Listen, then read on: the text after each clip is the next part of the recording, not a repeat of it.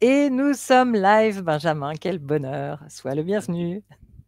Bonne année, Chantal. Bonne année à tout le monde. Bonne année, Benjamin. Bonne année, tout le monde. Magnifique. Alors, on est là pour parler de NFT. Yes. Et comme d'habitude, on a des tas de choses à partager. Donc, tu voulais nous parler d'un NFT pour le Tour de France. Ouais. Ce qu'on appelle Voilà. un drop NFT Tour de France. Je vous dis ça parce que c'est sorti je l'ai appris il y a 2 jours. Et les NFT commencent lundi prochain. Et en fait, il y a tout un jeu, il y a tout un concours, il y a toute une expérience gaming, en fait, gamifiée. Et je trouvais le drop très intéressant. Je vais vous montrer le site web. Qu'est-ce que tu Est-ce que penses? tu peux définir drop, s'il te plaît? Est-ce que tu peux définir le mot drop? Oui, un drop, c'est une opération où drop, ça vient de déposer des NFT. Donc, c'est l'opération qui consiste à émettre des NFT, à lancer sa collection. Donc, on appelle Excellent. ça drop et ça vient de airdrop, qui est très connu dans le monde crypto. Airdrop, c'est quand on vous dépose de la crypto dans votre wallet comme ça. Tchoup. Dropper, ça veut dire déposer en anglais. Et les utilisateurs de MacBook connaissent bien le airdrop qui permet de déposer des fichiers entre ton MacBook et ton iPhone. On appelle ça aussi. Ouais. Et en français, on peut dire parachuter. Parachuter. Ah oui, exactement. Parachuter, ouais. C'est OK. Pour le airdrop. Mais pour le drop, il y a la fonction émettre et envoyer. Ouais. Donc là, ouais. Tour de France. Dis voir. Attends, alors je te partage l'écran. Tu me dis quand tu es prêt. Ouais, je suis prêt. Donc, je partage mon écran. Partage ton écran, ouais, avec le Tour de France. Ouais, OK. Donc, tac, présenter, partager l'écran. On y va. Je partage et on va sur le site web. Est-ce que tu le vois là, qui s'appelle Collection Digitale? Magnifique. Je le vois. Tour de France 2023. Alors, déjà, dis-nous, pourquoi le Tour de France? Quelle est leur motivation de faire ça? En préambule, je vais juste te parler avant de 2 expériences dans le sport qui ont été marquantes dans les NFT. Ça a été le basketball américain. Il y a plus de 2 ans, je crois que c'est dans fin 2020, que l'association de basket, ça s'appelle NBA Top Shots. NBA, c'est National Basket Association. Donc, c'est tout le basket américain qui a émis des NFT qui représentaient quelques secondes de vidéo où on voit le basketteur mettre le panier, tu vois. Ouais, c'est le moment où tu as toutes les émotions dans la foule. C'est les moments forts. Et il y a des gens qui ont envie d'être propriétaires de ce moment à cause de ces émotions. C'est une forme de collectionneur. Ouais, moi, je comprends, franchement. Ouais, moi aussi, ça a cartonné parce que les gens se sont dit, ce panier de basket qui m'a fait rêver, qui m'a fait me lever de ma chaise, eh bien, j'en suis propriétaire dans mon wallet. J'ai un petit bout de l'histoire du basket.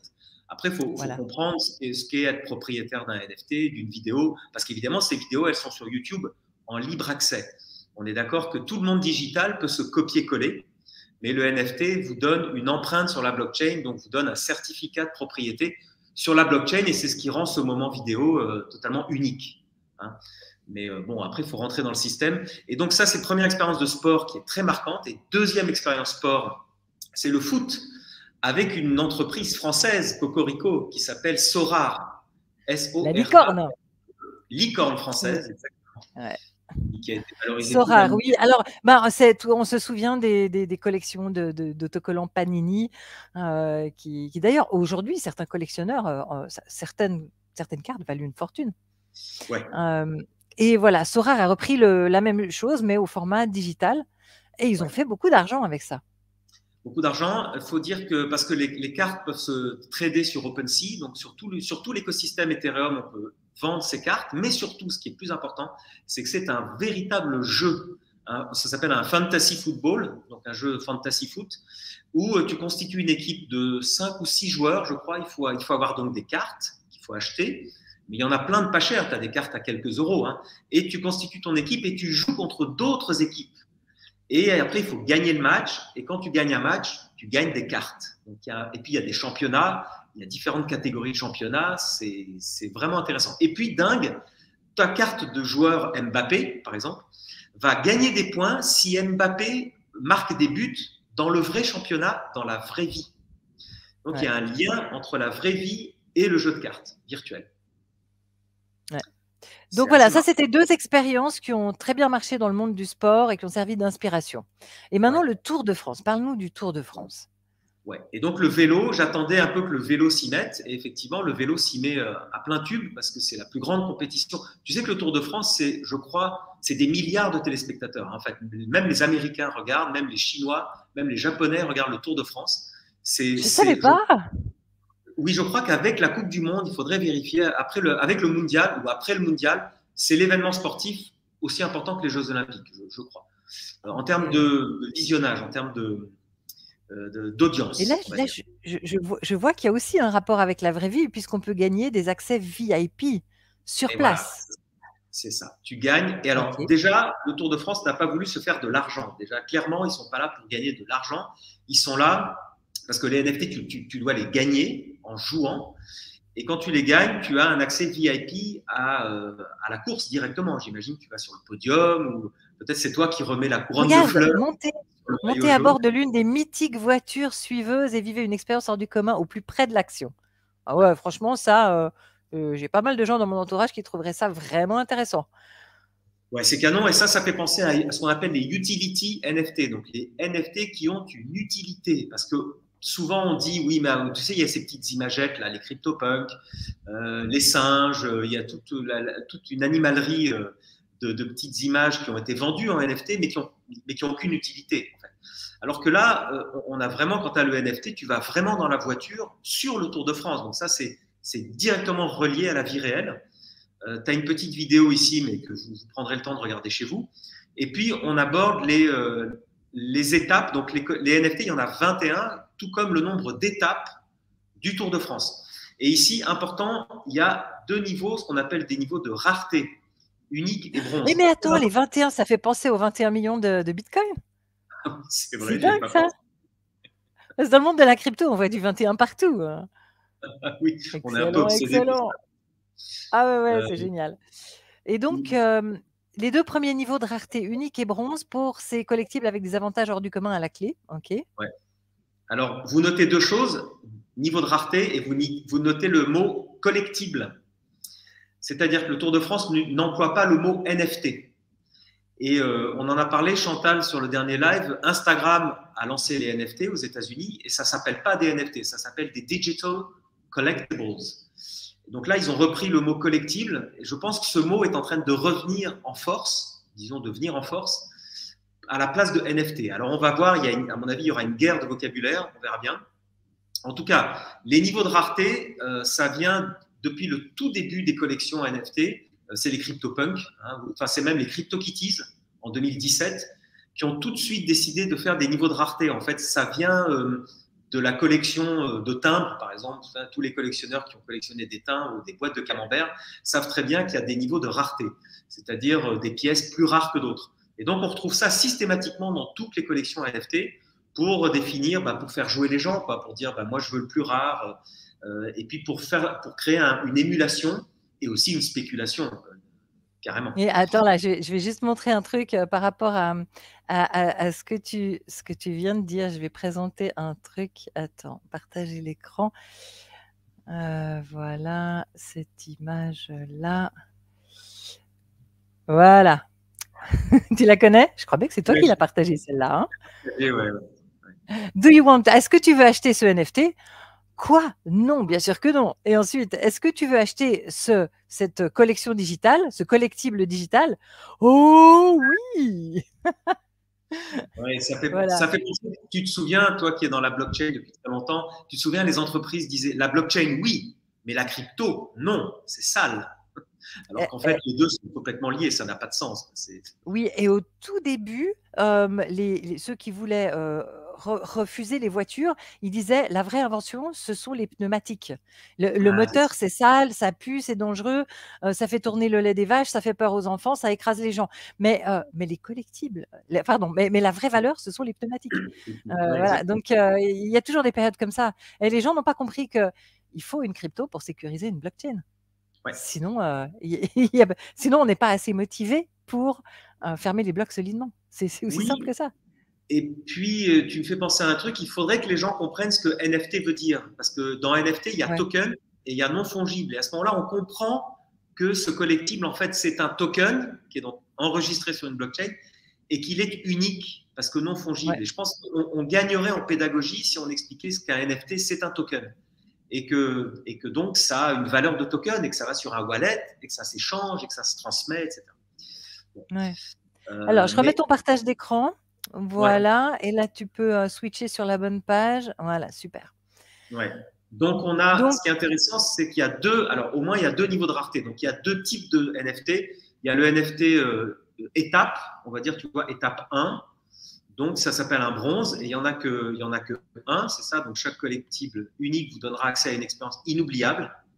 Donc, la promesse est forte, hein, parce qu'une expérience inoubliable, bon, ils ont intérêt à être au niveau, quoi. ah ouais, mais attends, mais si tu es dans la voiture suiveuse, c'est inoubliable ce truc. Ouais, c'est inoubliable. Ouais, franchement, Ouais.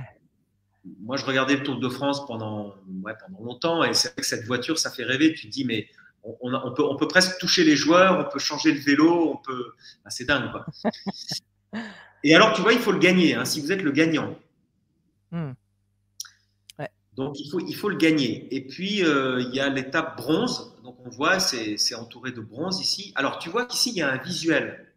C'est aussi important le visuel parce que, tu vois, ça me fait penser aux expériences qu'il y a dans les tickets de concert. Donc maintenant, progressivement, il y a des tickets de concert pour aller voir un chanteur en NFT. Donc le billet est un NFT, mais il est représenté par un visuel, un beau visuel. Ouais. Et ça fait penser aux anciens tickets de concert. Tu te souviens, il y a une vingtaine d'années, les tickets de concert étaient imprimés sur du beau billet, du beau papier glacé. Il y avait une belle photo. Ah, le Dire Street.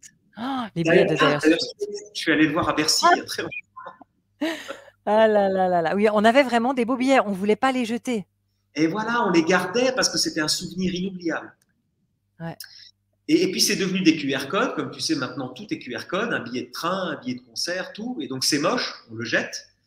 Et donc, non seulement la billetterie NFT donc, est sécurisée par la blockchain, donc il n'y aura plus de fraude. Et en plus, on peut avoir un beau visuel de son NFT, le mettre dans son wallet. Et à chaque fois qu'on regarde son wallet, on dit « Ah oui, je me souviens, ce concert, magnifique. » Le visuel te rappelle le concert. Donc là, on a un beau visuel qui te rappelle l'étape du Tour de France. Donc déjà, et comme bien. c'est la première fois qu'ils font des NFT, peut-être que ça aura une valeur pour les collectionneurs. Dans 10 ou 20 ans, peut-être c'est un truc qui vaudra très cher pour les collectionneurs.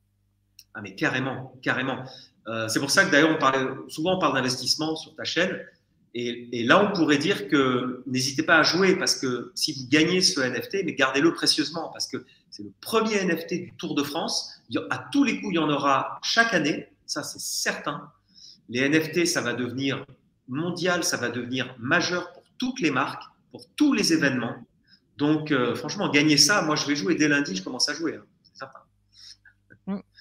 Et précise, s'il te plaît, est-ce que tu as une relation d'affaires avec eux ou est-ce que tu es totalement anonyme vis-à-vis d'eux? Non, j'ai absolument aucune relation d'affaires. J'ai appris ça dans la presse crypto comme tout le monde. Ok. Et ils ont donc, franchement… il faut préciser que c'est un conseil totalement désintéressé et totalement pertinent. Moi aussi, tu m'as donné envie, je vais le faire.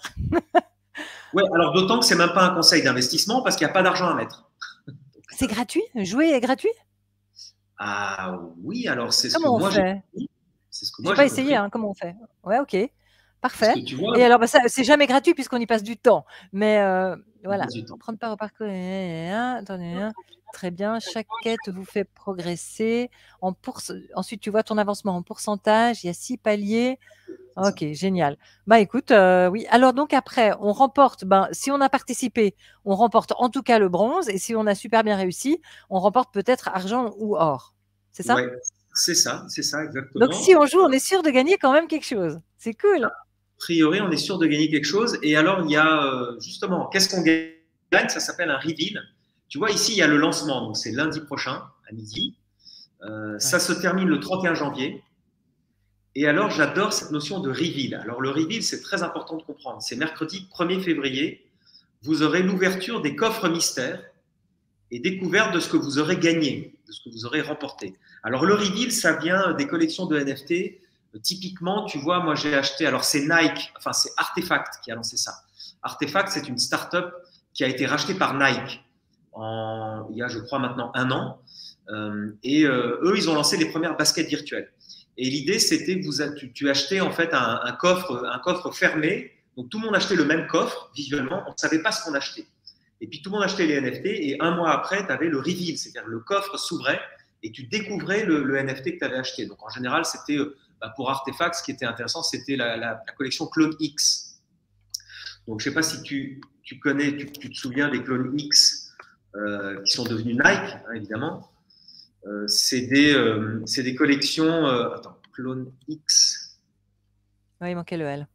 Nike NFT. Donc, c'est des collectibles. Ce sont des avatars, en fait, qui vont être comme ça, tu vois, qui ont été customisés en partie par Murakami, Takashi Murakami. Et voilà, tu as toute cette collection ici. Et donc, ça, c'était suite à un reveal. Donc, par exemple, tu ne savais pas lequel tu allais obtenir. Donc, si on revient au Tour de France, tu auras bien un reveal le 1er février. Je pense que ce sera une surprise. Est-ce que tu auras un bronze ou un ordinaire? Et puis après, donc, en fait, tu as une image. Tu as une image très neutre dans ton wallet et tu ne sais pas lequel tu as. Et tout d'un coup, au moment du reveal, eh ben, tu as la vraie image qui apparaît. C'est ça? Ouais, exactement. Voilà. Donc, il suffit de regarder dans le wallet. Il n'y a rien besoin de faire. Il suffit de regarder dans le wallet. C'est automatique. Oui, c'est ça. C'est automatique dans le wallet. Ouais, exactement. Et alors, il y a des vidéos, d'ailleurs, c'est pour ceux que ça amuse. Il y a des vidéos sur YouTube où des YouTubeurs te font vivre en direct leur reveal. Mais donc, oui, si c'est comme quand tu ouvres la boîte du nouvel iPhone et tout. Il y a plein de gens qui adorent regarder ça. Ouais, ben, ouais. Voir la surprise sur le visage de la personne. Ouais, le unboxing. Ouais, c'est ça. Eh ben, on peut faire ça avec du reveal de NFT. Voilà, tu fais reveal Clonix et tu as plein de YouTubeurs qui sont là. Ça y est, je vais avoir le reveal. Et ils sont tout excités. Voilà, c'est ça. Tu vois, les reveal Clonix, au départ, c'est une fiole comme ça, rouge. Et puis ça devient… et puis tu découvres le Clonix que tu obtiens. Tu vois. Bon, les gens iront voir tranquillement. Mais tiens, parenthèse ici, comment poser faire des rendus avec son Clonix? Alors, Artefact a rendu public le fichier de l'avatar, c'est-à-dire le fichier 3D. Tu l'obtiens quand tu as gagné, enfin quand tu as acheté un Clonix, tu obtiens le fichier 3D de ton NFT. C'est-à-dire que tu peux l'importer sur ton ordinateur et tu peux le manipuler, tu peux le changer. Ok. C'est assez dingue. Ah, c'est génial parce que tu as encore plus envie de l'avoir et de l'utiliser et d'en parler autour de toi. Et tu as vu dans les commentaires, il y a… voilà, salut, bonjour à tous ceux qui nous souhaitent la bonne année, super. Et puis, il y a Wilfried qui demande, est-ce qu'il y a une application mobile sur le Tour de France? Bon, là, on parle des NFT. Ce fameux jeu-là, il est sur mobile? J'en sais rien du tout, c'est une bonne question. Il faut aller voir. J'ai découvert ça vraiment il y a 48 heures. Je m'y suis plongé hier soir. Donc, écoutez, c'est vraiment tout nouveau. Allez découvrir ça. Est-ce que tu peux mettre l'URL? Ah ben non, moi je peux la mettre. Je peux la mettre, l'URL, dans le chat. collectiondigitale.letour.fr. Tu l'as sous la main? Ah oui, si tu l'as sous la main, colle-la dans le chat, s'il te plaît. Comme ça, j'ai pas besoin de rouvrir. Alors, j'arrive pas à faire un commentaire, donc je te l'envoie dans le chat privé. Tu peux relayer comme ça. D'accord, je relaye, ça roule. Ah ouais, je l'ai. Alors, copier l'adresse du lien, c'est tout bon. Donc, c'est vrai que la plupart des gens maintenant, ils sont sur mobile, hein, vraiment. Les applications desktop, c'est plutôt quand on a quelque chose de professionnel ou quand on a besoin de voir des graphiques en grand. Mais le gaming, c'est de plus en plus… alors, les vrais gamers, ils veulent un grand écran, mais la majorité du temps d'attention du public est sur un écran de smartphone, généralement. Ouais, je comprends. Je comprends la question. On me pose à chaque fois, à toi aussi, j'imagine, on me pose la question pour la finance décentralisée sur smartphone, gérer ses cryptos sur smartphone, tous les exchanges vous poussent à gérer les cryptos sur smartphone. Je sais, c'est une tendance, moi, même si moi, je préconise pas ça parce que, mais moi, j'ai des gros doigts petits. Alors moi, c'est pas… Ouais. Mais moi pour raison de sécurité, je fais tout sur l'ordinateur et le smartphone me sert seulement à valider. Mais je sais que dans mes apprenants, ils sont nombreux à utiliser le téléphone et c'est vraiment pratique. Après, ça dépend aussi des montants qu'on a et du niveau de sécurité dont on a besoin. Et est-ce qu'on est dans un pays où on risque de se faire agresser ou pas? Et oui, aussi, parce que n'oublions pas que le smartphone, on le laisse sur la table d'un café. Quand on discute avec un ami, il est quand même posé sur la table du restaurant. On le pose un peu partout. Il est dans la poche dans le métro. C'est franchement le truc le plus simple à se faire voler, quoi. Ouais, il y a ça. Et puis, il y a aussi le Wi-Fi qu'on utilise, je sais pas, au McDo, à l'aéroport ou quelque part. Ils sont pas du tout sécurisés. Non, non, pas du tout. Donc, méfiance, Yes. méfiance. Mais bon, je dirais les objets vraiment de valeur Ouais. sont beaucoup mieux sur un compte qui est sur une clé Ledger Nano X ou Nano Ledger, voilà, ou équivalent. Et puis ensuite, on peut garder sous la main des choses qui valent moins cher. Donc, attends, alors là maintenant, revenons au Tour de France. Est-ce qu'on peut déjà le voir sur OpenSea ou pas encore? C'est trop tôt là. On le verra à partir du Oui. moment où les gens auront quelque chose dans leur wallet. Oui, puis je pense qu'ils n'ont rien minté encore, le Tour de France. Ils vont Voilà. attendre. Mais par contre, celui dont tu parlais tout à l'heure, Artefacts, est-ce que tu peux nous le montrer sur OpenSea, s'il te plaît? Oui, bien Et sûr. comme ça, on va aussi montrer un peu comment utiliser OpenSea à notre audience. Parce Ouais. qu'il y a vraiment, pour comprendre la valeur de ce qu'on veut acheter et l'évolution dans le temps de cette valeur, et qu'est-ce que c'est que le prix plancher, etc. Si tu peux décrire pour quelqu'un qui voudrait faire des bonnes affaires avec les NFT ou au moins pas trop se faire truander, qu'il sache comment naviguer là-dedans. Ah oui, ok, je vois. Alors, si on tape RTFKT, donc ça se prononce artefact, mais ouais, RTFKT se prononce ouais. artefact. Ah, mais oui, c'est logique quand je le vois. Ah oui, parce qu'en anglais, artefact. Ouais, ça tient la route. Alors voilà, donc bon, RTFKT, donc maintenant il y a beaucoup de collections. Là, j'ai pris celle qui me venait un peu au hasard. Alors sur OpenSea, donc tout le monde connaît OpenSea.io, ça je pense que tout le monde connaît aujourd'hui. Mais Oui, alors on peut dire quand même que OpenSea, c'est une marketplace où on peut acheter et vendre des cryptos. On peut y aller aussi simplement pour afficher les cryptos qu'on a dans notre wallet, que ce soit MetaMask ou une clé Ledger ou ailleurs. On peut juste afficher nos cryptos dans OpenSea. Et puis, OpenSea est une sorte d'agrégateur parce qu'il peut afficher les cryptos qui proviennent de n'importe où, même si elles ont été faites par un concurrent. Les cryptos que j'ai créés il y a 4 ans il y a 3 ans sur Rarible, eh ben, je peux les afficher dans OpenSea. Voilà. Donc, mais OpenSea, c'est vraiment pratique. C'est le plus utilisé. Je crois que c'est celui qui a le plus de parts de marché. Et il a toutes les fonctionnalités pratico-pratiques. Et franchement, il est vraiment bien fait. Après, pour les pros des NFT, il y a encore plein d'autres outils qui servent à optimiser le travail qu'on fait sur OpenSea pour découvrir les meilleures raretés, etc. Mais autrement, pour la démo qu'on veut faire maintenant, c'est un peu comme quelqu'un qui voudrait acheter des cryptos. On lui dit, il faut que tu connaisses CoinGecko et CoinMarketCap. Et ben là, quelqu'un qui veut acheter des NFT, il faut qu'il connaisse les détails de ce qu'on peut faire dans OpenSea.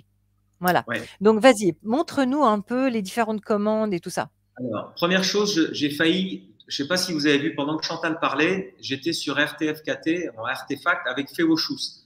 Et il y avait un blue check. Et malgré tout, j'ai regardé qui avait fait la collection et c'était un anonyme, c'était pas RTFKT.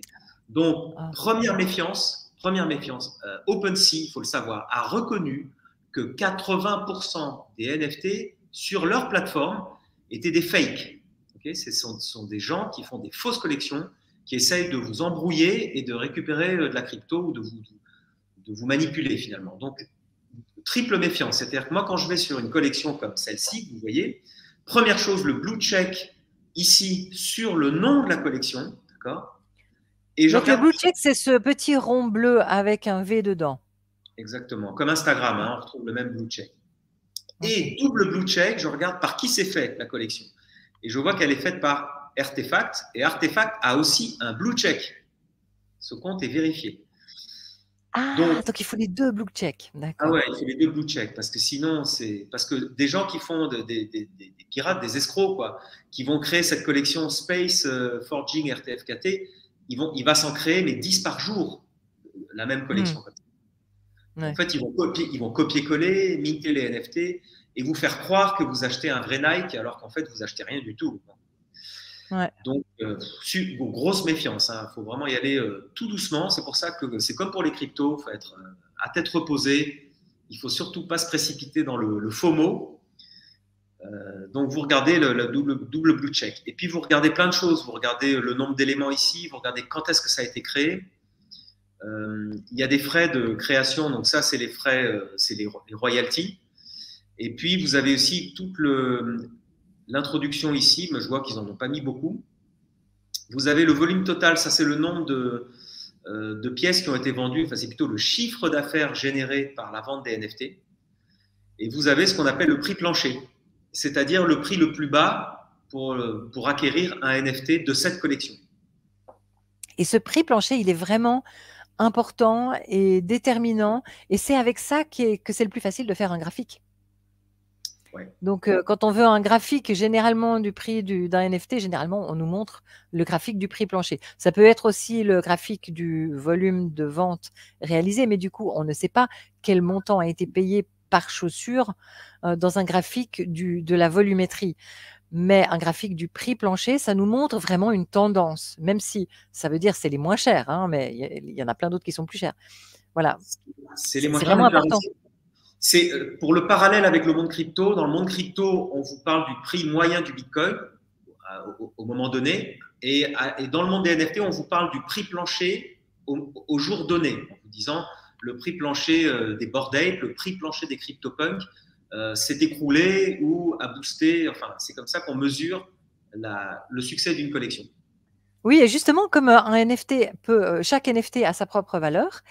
Pour reprendre l'exemple que tu viens de donner avec les cryptos, alors le prix du Bitcoin à un moment donné, c'est vraiment le prix qu'on a payé et c'est à peu près le même partout parce que maintenant il y a des robots d'arbitrage qui vont lisser même si c'est pas exactement le même prix sur les mêmes exchanges. Donc c'est le prix que tout le monde paye à ce moment-là, à cet endroit-là, ok? Mais tout le monde paye le même prix. Tandis que le prix plancher du NFT, à cet endroit-là, à ce moment-là, les gens, ils payent des prix différents parce qu'il y aura des chaussures à 1000, des chaussures à 1500, des chaussures à 2000, puisqu'ils selon leur rareté. Alors, c'est ce qui se et leur passe sur les beauté. CryptoPunks, par exemple.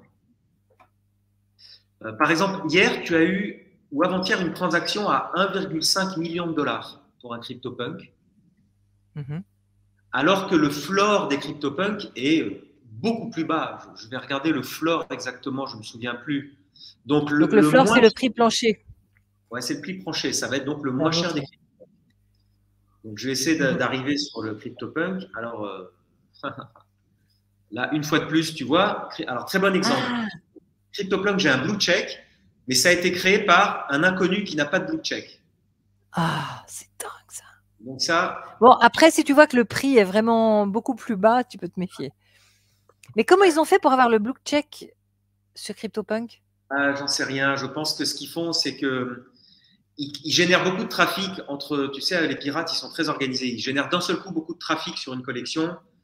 Et OpenSea a des algorithmes, tu sais, qui vont automatiquement attribuer un blue check. Et puis après, il va falloir que la communauté prévienne OpenSea. Et donc, OpenSea va délister cette. Oui, je crois que dans les 3 petits points qui sont là en haut à droite, il y a le bouton signaler. Oui, exactement. Alors, la communauté n'arrête pas de signaler en permanence à toutes les places de marché des fausses collections. Ça, c'est vraiment. Moi, je fais pareil sur YouTube. Je suis sans cesse en train de signaler des faux comptes qui utilisent ma photo pour envoyer des messages sous les commentaires de mes vidéos. Et régulièrement, je vais bloquer ces gens-là et les signaler. Ça prend un temps fou. C'est galère. Ouais. Ah ben alors voilà. Donc en fait, pour CryptoPunk, c'est vrai que tout le monde a l'habitude d'aller sur le site d'origine qui est l'entreprise Larva Labs. Tu vois, je l'ai mis ici. Ouais. Et Larva Labs, c'est eux qui ont créé les CryptoPunk en 2017. Et là, c'est très bien parce que tu vois ce que je te disais. Donc, le floor price, ils appellent ça le lowest price, c'est 66 Ethers. Donc, c'est 80 000 $. Okay. 83 000 $, ouais. 83 000 $. Mais hier, il s'est échangé un CryptoPunk pour 1,6 million de dollars. Pourquoi? Parce que c'est ce qu'on appelle un alien. Et attends, je crois que c'est celui-là. Attends, non, je crois que c'est celui-là. Non, je sais plus. En fait, c'est un alien, c'était un des plus rares. Donc, les rares dans les CryptoPunks, ce sont les non-humains. Donc, les CryptoPunks, c'est 10 000 personnages comme ça. D'accord. Ouais. Il doit y avoir, je crois, 6 000 hommes, 4 000 femmes. Et il y a une dizaine d'aliens. Donc, ils ont la tête verte, enfin, turquoise. Il y a des singes. Et puis, il y a. Je crois que ça fait partie des aliens. Donc, ils ont la peau verte, la peau turquoise et les singes. Et là, il y en a très, très peu. Okay. Ouais, combien il y en a exactement? Si on tape les All Punk Types and Attributes, et là, on est au cœur des niveaux de rareté. Donc, le prix moyen, ça va être le punk de base. Il vaut 8 000 $. Mais, non, pardon, 80 000 $. Mais le punk le plus rare, ça monte à 1 million, 2 millions, 3 millions, etc. Ah, voilà. Aliens, singes, zombies. Vous voyez, voilà. Des aliens, il y en a 9. Des singes, il y en a 24. Des zombies, il y en a 88. Et des femmes, 3800. Et des hommes, 6000. Ah, et on peut voir lesquels sont disponibles à la vente dans la deuxième colonne. À peu près 10%. Ok, il y en a 2 aliens. Qu'on peut acheter. Ok. Et donc, on est. Ouais, voilà. Donc, c'est vraiment intéressant. Avec ça, on comprend tout, les prix, les niveaux de rareté, le floor price, parce que CryptoPunks, c'est la collection Genesis, c'est la plus importante collection de NFT. À mon sens, les CryptoPunks, dans 20 ans, on en parlera encore et toujours. Et les gens qui auront des CryptoPunks, peut-être que le prix deviendra infini, parce que ça va marquer l'histoire, en fait, les CryptoPunks et les Bored Ape aussi. Alors, si on revient sur Nike. Oui. Bah, là, typiquement, sur Nike, attends, je vais afficher la question de Kinder. Y a-t-il encore des bons coups à faire avec les NFT? Est-ce que, par exemple, ces chaussures Nike, comment on peut essayer de deviner lesquelles risquent de prendre de la valeur ultérieurement, alors que là, on est dans une période où il y a peu d'acheteurs et de vendeurs de NFT, et surtout peu d'acheteurs, donc les prix chutent. Mais il y a énormément de collections NFT qui vont disparaître dans l'oubli. Certaines vont avoir une valeur historique et prendre énormément de valeur, comme par exemple les CryptoPunks. C'est de plus en plus difficile de créer quelque chose d'historique et de novateur, voilà. Mais ça existe encore. Et donc là, si toi tu te dis je veux en acheter une maintenant, je veux être une qui a une chance d'être historiquement très recherchée dans 10 ou 20 ans pour vraiment faire un x100. Comment tu ferais ta sélection? Alors, je ferais comme toi quand tu screens les pépites crypto. Derrière des NFT, il y a une start-up. Et dans la start-up, il y a des fondateurs. Et derrière des fondateurs, il y a l'historique des fondateurs. D'où ils viennent, pourquoi ils font ça. Vous vous doutez bien qu'ici, on est sur Nike. Je ne vais pas vous expliquer ce qu'est Nike. Et faites vos recherches sur Artefact. C'est une start-up extrêmement intelligente et puissante.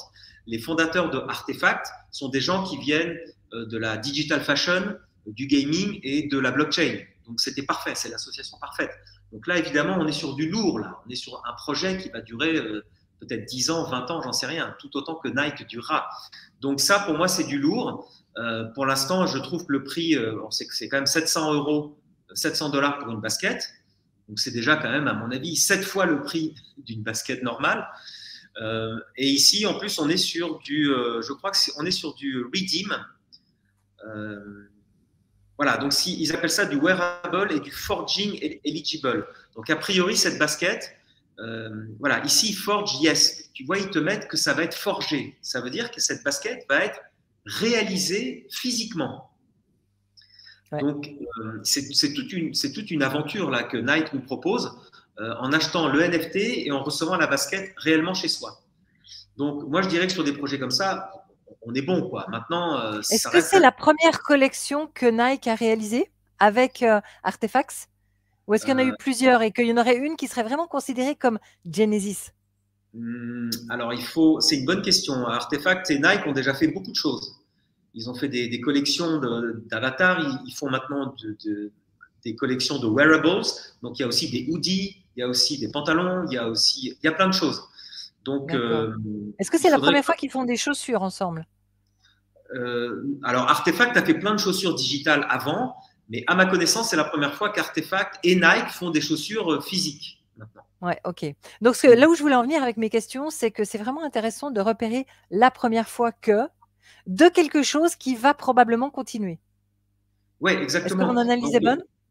Oui, oui, c'est exactement ça. Effectivement, il y a un double événement. Pour moi, il y a un événement basket digital, Nike et Artefact, et puis cette basket va devenir réelle. Donc pour moi, c'est un événement, un deuxième événement. Ouais. Et cette basket réelle, elle va avoir une vie, elle va être exposée. Moi, je vais te dire, cette basket, elle sera jamais portée. Elle sera directement exposée un jour dans des galeries d'art ou dans des musées d'art décoratif ou dans des musées de la mode. C'est évident, c'est un véritable événement. Donc moi, je pense que d'ailleurs, je me pose la question depuis quelques jours. À me dire est-ce que je vais pas acheter cette basket. Moi, celle-là, je l'adore. C'est pour ça que je vous la. Alors, montre-nous la courbe du floor price de cette basket, s'il te plaît. Ouais. Alors, on a l'historique des prix ici. Mais normalement, en haut, tu dois avoir activité.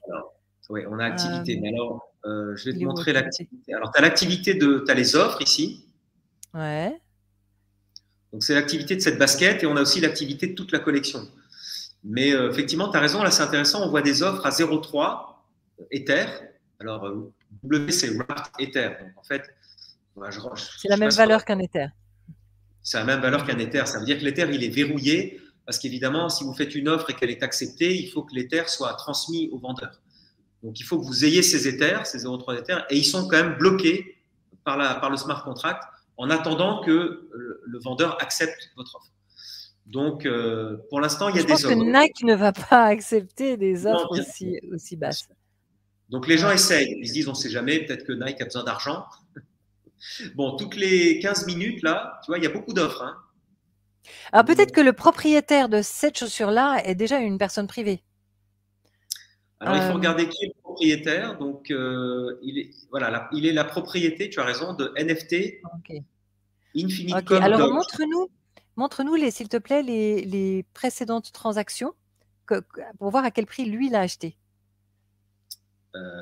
Ouais, alors, ici, tu vas dans activité. On y arrive, c'est plus bas. J'ai vu activité. C'est plus bas, oui, c'est activité. Activité, voilà. Là, on voit les transactions qui ont eu lieu, quand est-ce qu'elles ont eu lieu, et on peut voir normalement le prix 1,43 Ether. Voilà, c'est ça la vente. Alors, il faut partir du mint. Donc, mint, c'est la création du NFT. Exactement. Et en général, nulle adresse, c'est le wallet de OpenSea. Et en fait, ça passe toujours. C'est le créateur. De OpenSea, qui est en fait le vrai créateur. Et qui, immédiatement après, le transfère à l'entreprise qui est derrière. Quoi. Donc, c'est eux, apparemment, donc Andre 5. Et effectivement, il y a eu une première vente à 1,43 Ether. Il y a 28 jours. Et puis, il a été transféré successivement. Mais tu vois, ici, il y a 28 jours, il y a eu plusieurs transactions la même journée. Oui. Alors, peut-être que c'était des ventes qui se faisaient de gré à gré, sans passer par OpenSea, et du coup, ils ont juste transféré. Peut-être c'était un cadeau d'anniversaire de quelqu'un qui l'a reçu sur son MetaMask et qui s'est dit « Oh, je vais l'envoyer sur ma clé Ledger ». Enfin, ça peut être, on peut imaginer des tas de choses. Hein. Ouais. Ou alors, il s'est dit « Tiens, je vais l'envoyer à droite, à gauche pour brouiller les pistes ». Mais n'empêche que là, il l'a mis en vente à beaucoup moins cher que ce qu'il a acheté. Carrément, oui, carrément. C'est assez intriguant. D'ailleurs, je vais vous dire. Non, mais il faut voir le floor price. Montre-moi le floor price pour voir si ça fait du sens. Sur les collections de NFT, il faut. Sur cette collection-là. Ouais. Pas sur cette chaussure-là, mais sur cette collection, tu vois. Ouais, là, c'est ça. Ouais, j'ai fait back, mais j'ai un ordinateur qui rame un petit peu. Alors, ici, d'accord. 06. Voilà, tu vois, là, tu as activité, tu as l'onglet activité, là. Tu es presque dessus. Et là, on voit sur activité les dernières transactions. Et là, tu vois toutes les dernières transactions, mais normalement, tu as un graphique avec le floor price. Il est où le graphique? Oui, il est dans activité. Mais je clique, mais c'est très lent. Ah, d'accord. Bon, c'est des choses qui arrivent, pas de souci. Ça va venir. Moi, c'est mon réflexe. Moi, je regarde immédiatement. Donc là, si tu cliques en haut à droite, au lieu de… Ah ben oui, toute période, ça veut dire qu'on a déjà une vue d'ensemble. Et on peut voir le volume. Regarde le volume en haut à gauche. Tu vois, ces barres grises. Ça veut dire qu'il y avait surtout du volume au début parce qu'ils ont créé une grosse hype. Et ça, je voudrais vraiment prévenir notre audience que c'est le piège. il y a une grosse hype au moment du lancement, il y a un énorme budget marketing, tout le monde en veut, on a l'impression qu'il n'y en aura pas assez pour tout le monde. Et du coup, les gens se ruent dessus et l'achètent cher, alors qu'il suffit de patienter 2-3 semaines. Généralement, le prix se casse la figure. C'est normal parce que la hype est retombée. Après, c'est le jeu de l'offre et la demande. Là où c'est vraiment injuste, ce sont les personnes qui en ont eu, qui en ont obtenu et qui les ont vendus au tout début. Si c'était par exemple des tout premiers investisseurs qui les ont eu à très bas prix dans les seeds, dans la période avant la période de lancement, et que eux, ils comptent sur le grand public pour les revendre plus cher. Autrement, si c'est entièrement la marque qui revend dès le début, alors à ce moment-là, c'est légitime puisque c'est elle qui a payé le marketing et c'est elle qui fait comme elle peut, quoi. Ok. Et ensuite, le prix redescend. Et la question qu'on se pose, c'est est-ce que le prix va remonter et dans quel délai?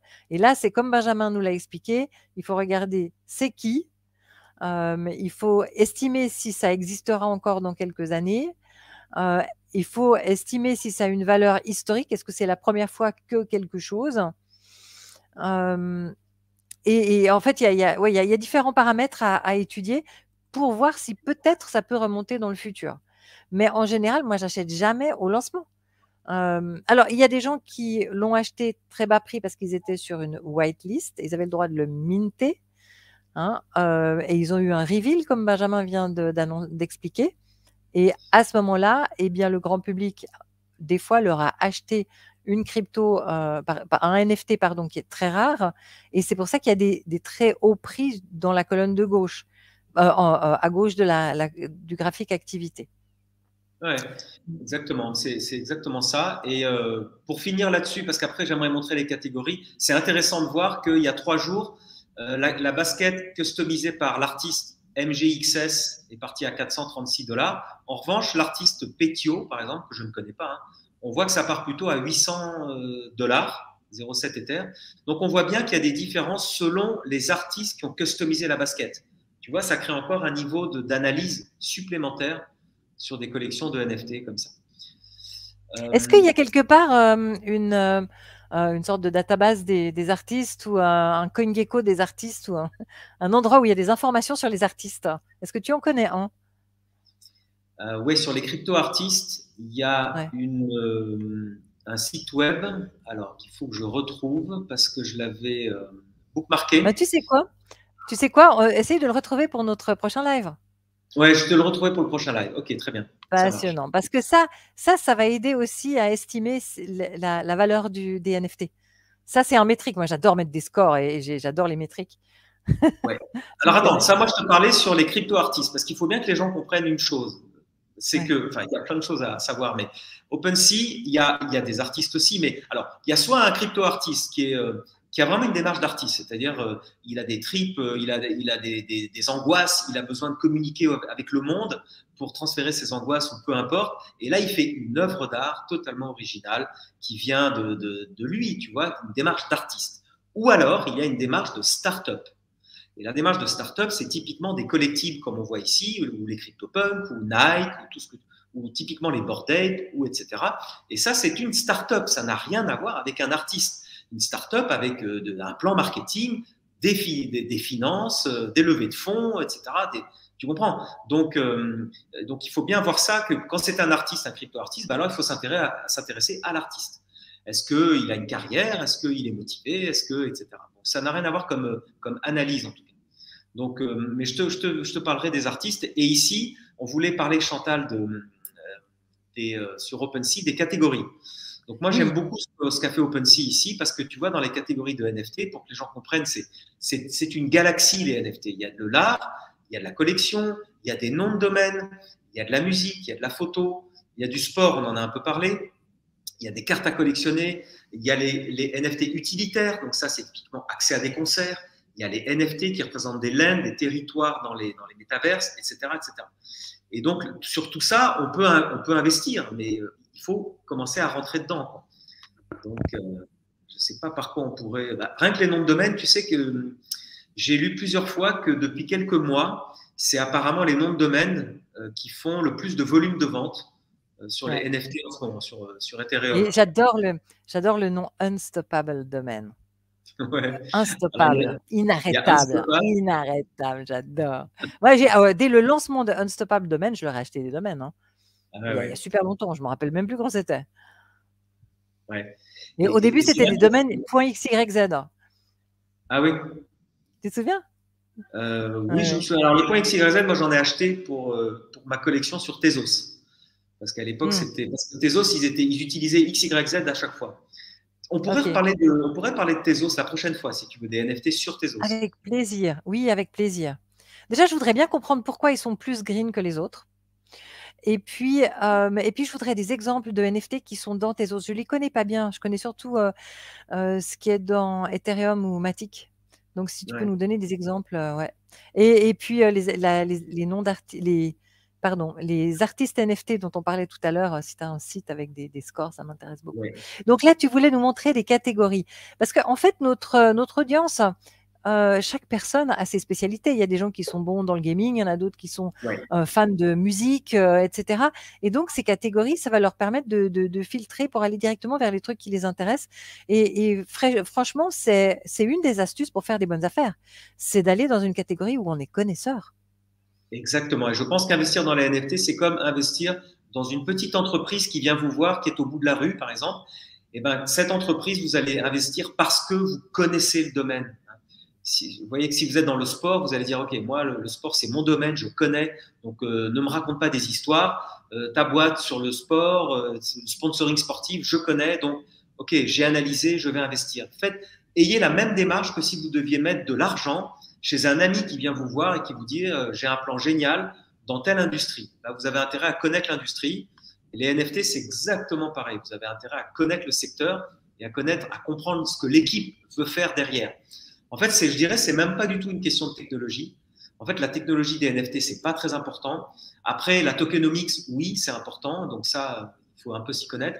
Mais intéressez-vous d'abord au secteur d'activité. Là, si on parlait du Tour de France, si vous êtes un fanatique de vélo, vous serez plus à même de comprendre l'intérêt que va avoir ces NFT pour le secteur du vélo. Donc là, mon Internet est complètement bloqué. Donc pareil pour la musique, la photo, le sport. Donc moi j'aime beaucoup la photo, donc je pense m'y connaître un peu, en tout cas en artiste photo. Et clairement, moi je vais regarder le nombre d'éditions, je vais regarder si le photographe a exposé en galerie, je vais regarder Mhm. si ça m'intéresse déjà, si j'aime le type de portrait. Ouais. Ah oui, le nombre d'éditions, c'est important, il faut en parler. Si un NFT a été fait en 10 exemplaires ou en 10 000 exemplaires, évidemment, ça dilue la valeur. Hein, si Ouais, la fameuse carte, prenons l'exemple de NBA Top Shot, le ouais. fameux moment du but qui nous fait tellement d'émotions, s'il existe seulement en 10 exemplaires à travers le monde, il sera très précieux. Tandis que s'il a été fait en exemplaires très nombreux, ça dilue la valeur et c'est moins précieux. C'est comme les gens qui disent moi, j'ai une Porsche qui n'existe qu'en 3 exemplaires à travers le monde. Tu vois? Exactement. T'imagines? Voilà, c'est ce genre d'émotion. Ouais. Et Bon. en plus, c'est aussi pour les collectionneurs. On sait très bien. Moi, quand j'étais gamine, je collectionnais les timbres à la philatélie. Et c'est là que j'ai appris que des timbres qui avaient un défaut et qui du coup n'existaient qu'en 25 exemplaires, ils valaient une fortune. Alors qu'en fait, c'était des timbres relativement fréquents, mais qui avaient un défaut. Et en fait, c'est la rareté qui joue un grand rôle dans ces cas-là. Et Ouais, ça, c'est c'est bien c'est que tu pas parles de. propre au NFT. C'est pas propre Ouais. au NFT, c'est propre aux émotions de la race humaine, à la psychologie des foules, en fait. Exactement, c'est bien que tu parles des timbres parce que les gens disent comment on peut mettre autant d'argent dans un CryptoPunk. Mais il y a 20 ans, comment on pouvait mettre autant d'argent dans un petit timbre comme ça? Parfois, c'est 1 million Ouais, de dollars, un petit timbre. Hein. ouais. C'était tout aussi Pareil, ridicule pareil pour pour des la gens. numismatique, pareil pour les Oui, grands c'est ça. crus. Ouais, ouais, ouais. Alors là, je vous montre une collection. Je vous montre pas ça parce qu'il y a une jolie fille. Elle est Je vous montre ça charmante. parce que Elle est charmante. je connais cet artiste qui s'appelle Dre Dog, qui est un photographe allemand que j'ai découvert sur Twitter, figurez-vous. Ah, Et son Twitter m'a amené sur ces NFT. Et donc là, je découvre qu'il est mis en avant par OpenSea. Je trouve ça très bien. Et je vous montre cette photo qui s'appelle Chinatown Blues. Et vous voyez qu'ici, il y a 51 propriétaires. mhm. Le prix actuel, donc en fait, ce qu'on appelle le prix actuel, c'est le prix auquel un des propriétaires est d'accord pour le vendre. Ouais. Donc, on peut faire une offre ici ou on peut ajouter au panier. Donc, en fait, on pourrait directement acheter ce NFT directement auprès d'un des propriétaires. Et ici, Donc, on voit que c'est une édition. On voit qu'il y en a 100. Il y en a 100. Il en a fait 100. OK. Donc, si j'en achète un, je possède un des 100. Ouais. Oh, j'ai fait un jeu de mots là. Indécent, oui, c'est indécent. Excellent, excellent. Bon, donc, ça veut dire que, parce que s'il existait un seul exemplaire, eh ben, ça se vendrait sûrement beaucoup plus cher. exactement. Et si, notamment sur Super Rare, alors si tu vas, il y a des places de marché NFT comme Super Rare, comme Nifty Gateway, qui ne veulent que des éditions uniques. Ils disent aux artistes, nous, ce sera une seule édition. Mais évidemment, ça part à des milliers d'euros. Mais pourquoi il fait ça à l'artiste? Parce que soit il n'est pas accepté sur Super Rare, parce que c'est très difficile d'être accepté, parce que on est des milliers d'artistes toutes les semaines à réclamer un accès à Super Rare, et Super Rare va dire toi oui, toi non, enfin bon, c'est compliqué. Alors que sur OpenSea, on peut se lâcher, on peut être beaucoup plus libre, et je pense qu'une édition de 100 à 300 euros l'édition, admettons, eh ben, ça permet à tout le monde d'accéder à une édition de cet artiste. Et au final, s'il arrive à vendre ses 100 éditions, bah, il se fait 300 euros fois 100. Donc, il se fait 30 000 euros. Ah, mais il faut que l'œuvre soit vraiment belle pour ce prix-là. Ou alors qu'elle ait une utilité. Oui, effectivement. Par exemple, il pourrait proposer un tirage papier envoyé dans un tube, par exemple, un vrai tirage papier. Il pourrait proposer un accès à l'atelier. Il pourrait dire, je vous invite à l'atelier.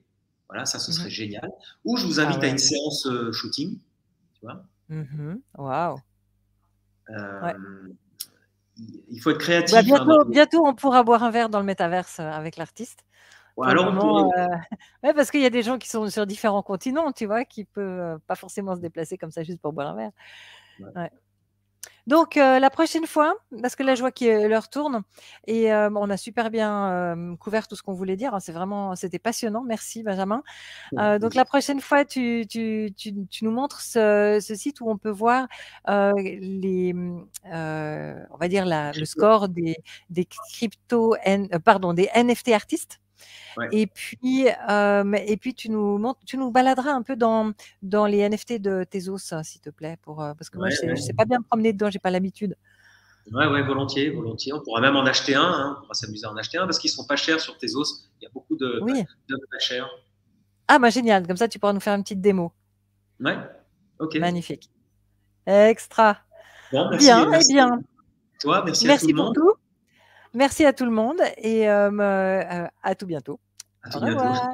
Ciao.